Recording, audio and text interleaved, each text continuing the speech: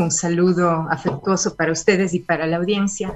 Bueno, creo que debemos empezar por recordar que la masacre de febrero de 2021 fue apenas la primera. Desgraciadamente, estamos hablando de más de 300 muertes violentas en varias cárceles del Ecuador durante el año pasado.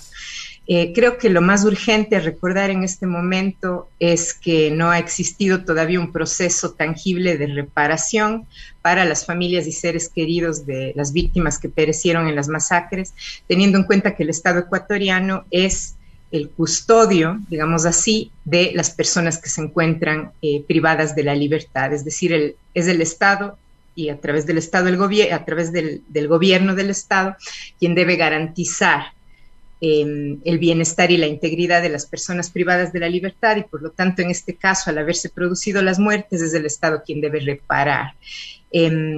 Hemos tenido casi coincidentemente con el año, desde la primera masacre, la presentación por parte de la Secretaría de Derechos Humanos y otras agencias encargadas de la política pública.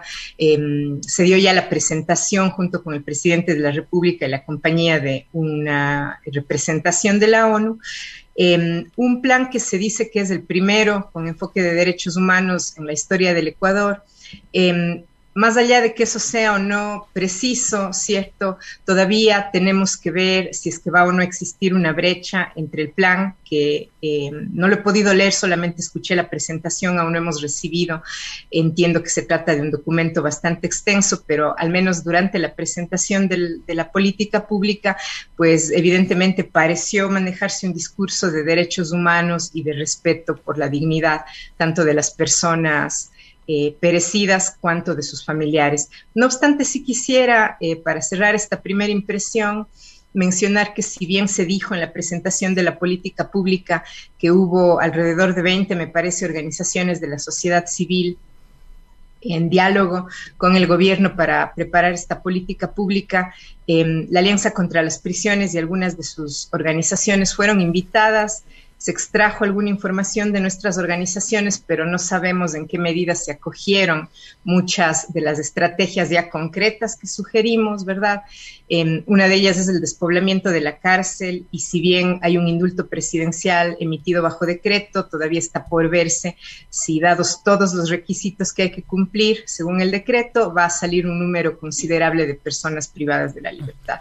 Entonces, simplemente aclarar que no está tan transparente en qué medida ha sido incorporada la sociedad civil. Muchas veces la reunión sirve para decir que existió la socialización, pero no siempre significa que el gobierno está atendiendo con seriedad a las sugerencias que se hacen. Eso creo como una primera impresión. Y justamente, se plantean dos preguntas, dos interrogantes. La primera, sobre la necesidad de mayor participación, principalmente de familiares, de amigos, amigas, de las personas privadas de la libertad.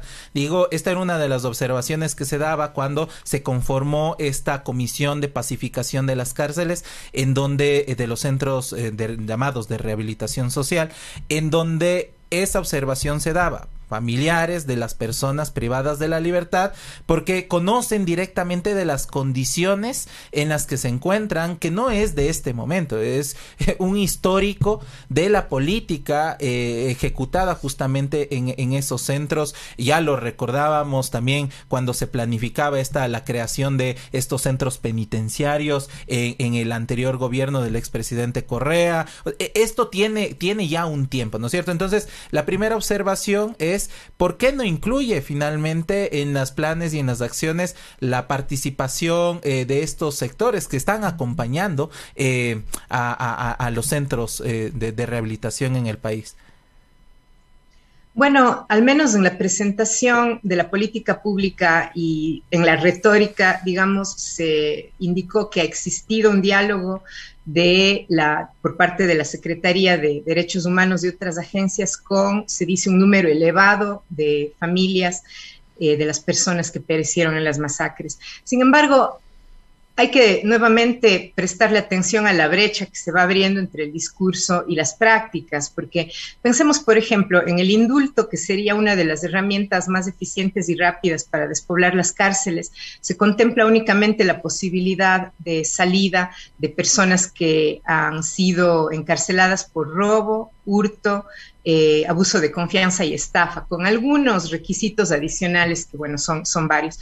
Pero no está, por ejemplo, la mayor parte de la población carcelaria en el Ecuador, tanto en cárceles de varones como de mujeres, está relacionada con el microtráfico de sustancias sujetas a control. Y ese parece ser un tema que no se toca nunca en la política pública, ¿no? Si es que hubiera habido un diálogo sentido y sincero con las familias, sabríamos a través de las familias que, por ejemplo, en las cárceles de mujeres, más del 50% de las personas que están allí lo están por haber sido mulas de drogas, por tráfico al menudeo. Estamos hablando de una economía de subsistencia, no de narcomafias, ¿verdad? Son delitos de supervivencia igual, aunque se trate de tráfico, y cada vez que oímos la palabra tráfico, la palabra drogas, parece que es extremadamente satanizado, ¿no? Y en el discurso del gobierno no se aborda ese problema. Entonces yo creo que la escucha tiene que pasar por entender la composición de las cárceles, los niveles de vida allí, y topando la cuestión de la comisión de diálogos, ¿no? La comisión de diálogos es interesante, hemos mantenido conversaciones con la Alianza contra las Prisiones. No todas las personas que integran la comisión tienen una misma agenda ni una misma forma de pensar. En algunos casos hay pensamiento más abierto a algo más cercano a lo que plantea la Alianza, que es la abolición finalmente del aparato penal. En otros casos no. Sin embargo, parece que sí ha existido un contacto, al menos de la Comisión de Diálogos, que es otra entidad por fuera de la Secretaría de Derechos Humanos, por fuera del Ejecutivo, ¿no? Sí han tenido contacto con las realidades de las prisiones, y parece que al menos en algunas personas miembros de la comisión sí hay una toma de conciencia. Entonces, precisamente en los próximos días estaremos ofreciendo un webinar con la Comisión de Diálogos, con algunos de sus miembros, para explicar un poco mejor el manifiesto y los principios de la Alianza contra las Prisiones, y también las estrategias como colectiva hemos pensado. Entonces, no es tan uniforme tampoco el discurso del gobierno. La comisión tiene una agenda relativamente independiente. Dentro de la propia comisión hay diferentes posturas. Entonces, hay que estar atentas y atentos a lo que resulta ser la política pública en la práctica, y si es que realmente es una política compadecida con la realidad ya material de las personas privadas de libertad.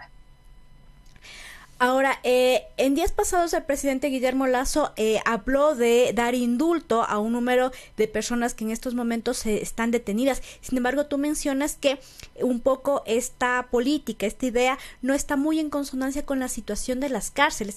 De alguna manera, lo propuesto por el presidente va a resolver parte de las problemáticas dentro de la cárcel.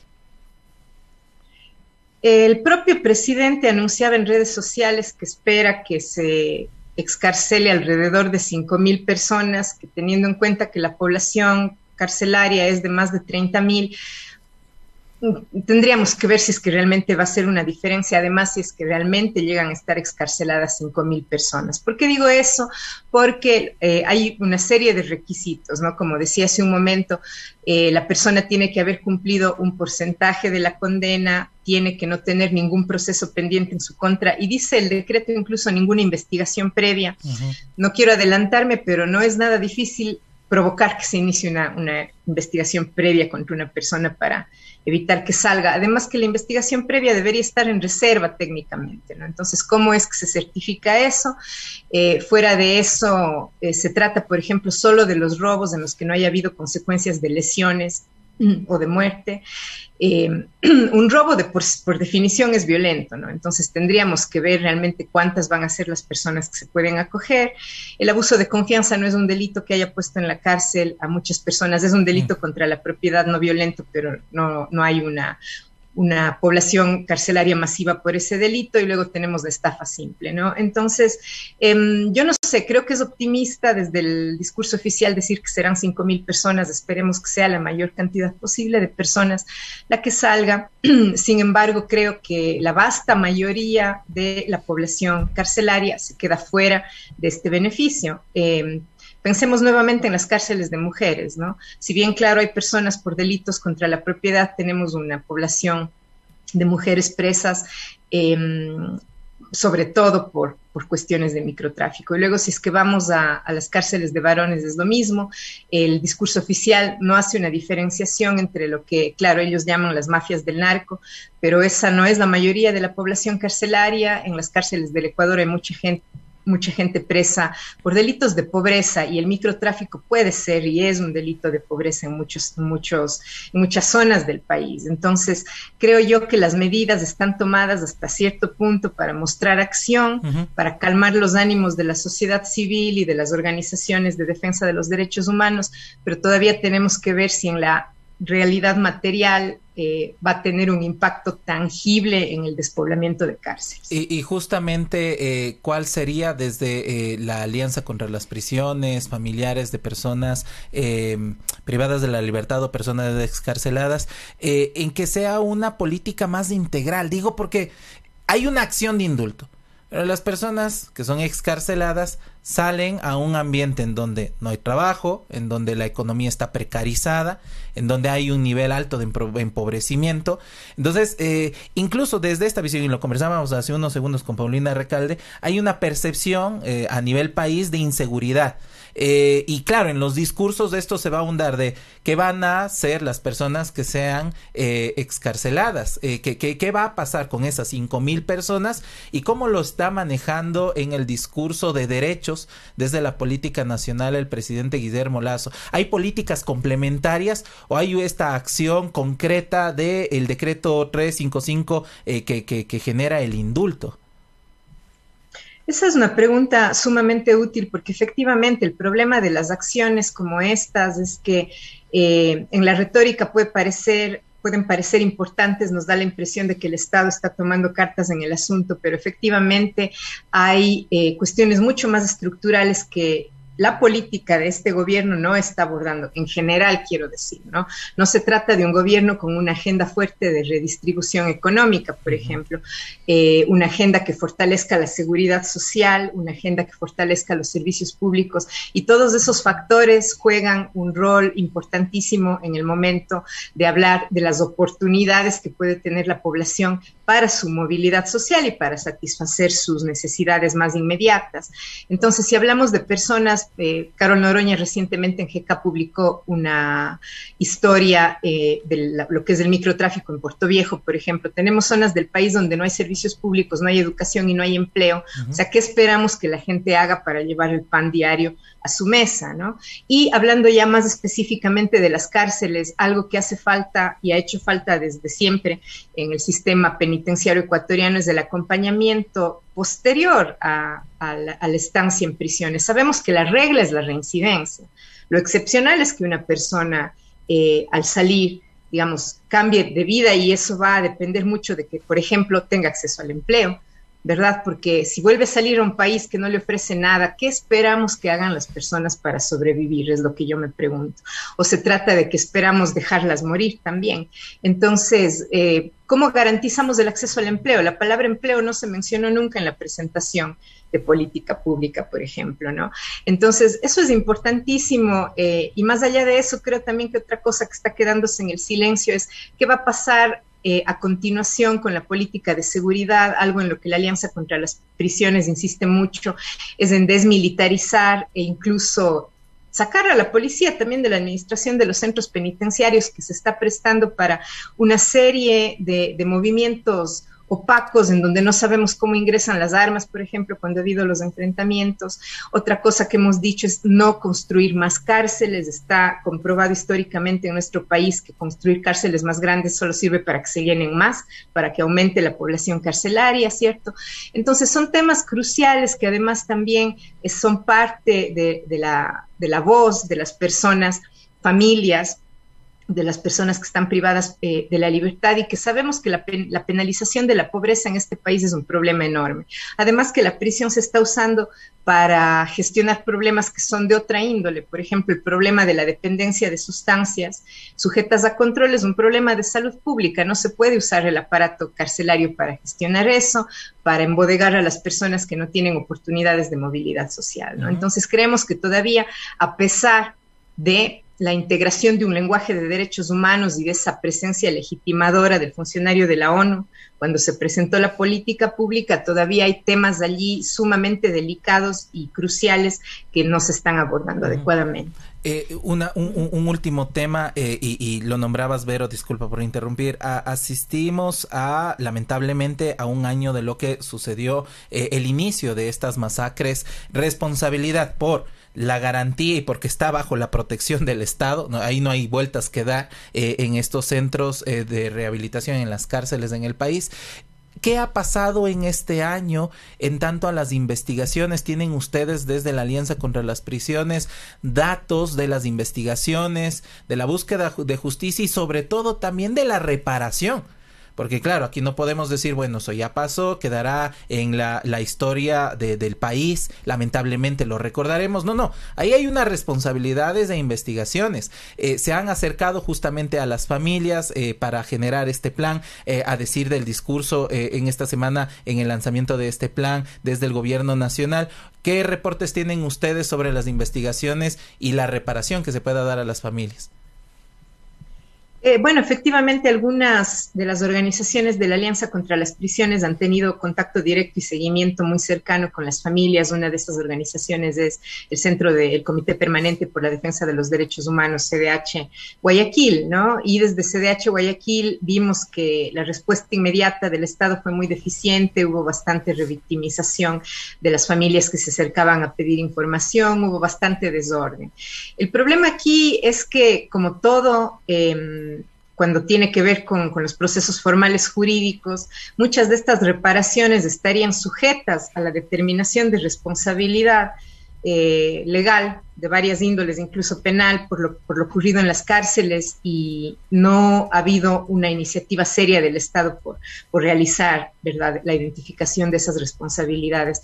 En la Alianza contra las Prisiones pensamos que la reparación tendría que ser una reparación por fuera del aparato judicial, no atada, ¿verdad?, a las sentencias que ya identifiquen culpables que podrían aparecer luego de décadas, porque así ha sido en la historia en nuestro país, ¿no? O sea, encontramos una dilatación enorme en los juicios e incluso terminamos teniendo que llevar a instancias internacionales las situaciones que ameritan que el Estado reconozca su responsabilidad. Entonces, no hemos podido ver de ninguna manera tangible todavía un apoyo real, sustancial y material a las familias que perdieron a sus seres queridos, más allá de unas iniciativas relativamente aisladas cuando ocurrieron las masacres, como la de donar ataúdes que se dio por parte de la Secretaría de Derechos Humanos. Eso no es una reparación, de muchas maneras es una expresión enorme de lo que se ha llegado a ser la política pública, ¿no? Una necropolítica, es decir, una política de la muerte, una política de apenas contener la desgracia, pero sin hacer ninguna intervención verdaderamente significativa que ofrezca recursos materiales, porque vivimos en un mundo en el que los recursos materiales son indispensables para la vida, ¿verdad? Recursos materiales a las personas que se encuentran privadas probablemente de ingresos económicos, en muchos casos por la pérdida de sus seres queridos. Tenemos mucha niñez afectada, tenemos una serie de personas que terminan prisionizadas aunque no estén directamente en la cárcel, ¿no? Todas las familias, las redes de apoyo, las comunidades de las personas que perecieron. Entonces, no podemos hablar definitivamente en conclusión de una iniciativa tangible por parte del gobierno para reparar.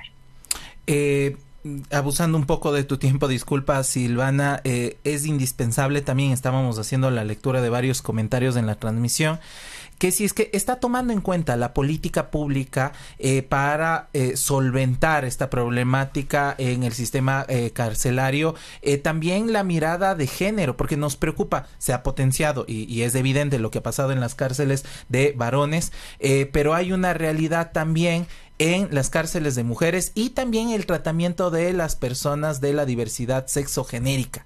Y ahí existieron varias denuncias que no las hemos visto justamente que se han puesto como en el debate público desde acciones concretas. ¿Qué está pasando? O hay esta mirada de diferenciación de género. Nos comentabas que en las cárceles de mujeres hay un alto porcentaje de mujeres, por ejemplo, detenidas por microtráfico y no se lo tomó en cuenta para el tema de los indultos. ¿Cuál sería como este pedido de tener esta mirada de género? Bueno, en la Alianza contra las Prisiones tenemos organizaciones como Mujeres de Frente que tienen, digamos, horizontes muy radicales en el mejor sentido de la palabra, y desde Mujeres de Frente la postura es demandar la excarcelación total de las mujeres. ¿Por qué? Porque la vasta mayoría de mujeres encarceladas no están en la cárcel por delitos violentos. No se trata de una amenaza inmediata para el conglomerado social. La vasta mayoría están allí por delitos de supervivencia. Como decía, mulas de droga, venta de sustancias al menudeo, estamos hablando de eso.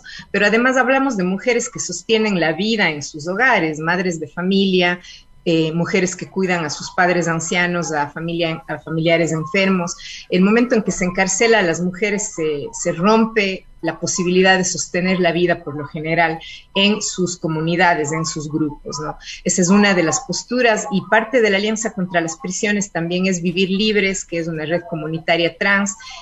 Su vocera, Odalis Cayambe, ha estado en algunos medios justamente denunciando el abandono casi total de la población trans, su tratamiento inadecuado en los centros de privación de la libertad. Sabemos que en las masacres fue víctima una mujer trans que se encontraba en una cárcel de varones. Eso es contrario a los derechos humanos sobre identidad de género y sobre diversidad sexogenérica, ¿verdad? Entonces, en el Ecuador hay una negación muchas veces por parte del discurso oficial de esos problemas. No hay un reconocimiento, por ejemplo, de que efectivamente haya mujeres trans en los pabellones de varones. Eso el Estado no lo dice, pero es una realidad en la práctica. Y de esa realidad se desprende una desposesión enorme para la persona que la sufre y una constante amenaza de violencia, ¿no?